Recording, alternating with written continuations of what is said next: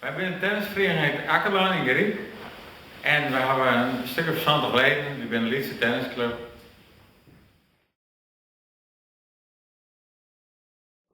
Het is de bedoeling dat de baan die je meer achter moet zorgen, dat die vernaaid wordt.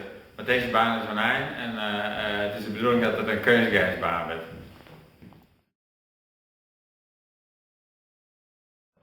We hebben eigenlijk alles die wat binnen deze mogelijkheden lijkt. We hebben sponsors gehad en die hebben naar je leden worden. Die acties houden, zoekerballen verkocht en die hebben droge was verkocht.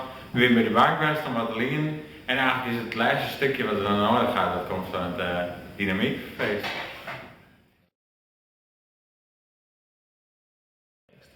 Nou ja, de meerwaarde is denk ik van een nieuwe baan, dat jonge en ouderen wij goed spelen kennen. Deze baan is slecht voor de gewricht, voor de ouderen. Nou ja, dat is een ledental, is ledenbestand vergrijsd wat. En de nieuwe baan is voor beginners beter. Je kan ze makkelijker spelen en dus dat is eigenlijk toch de waarde. Oh, wij verwachten natuurlijk dat er een protomeester komen en dat het dus een soort oplevering is.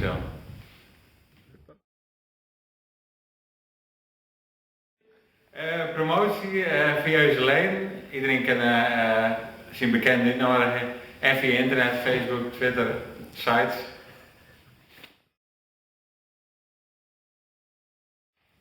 Ja, wij noemen hier wat mensen uit de tenniswereld. Krajicek, Haarhuis, Elting en die man. Dus dat komt verder goed.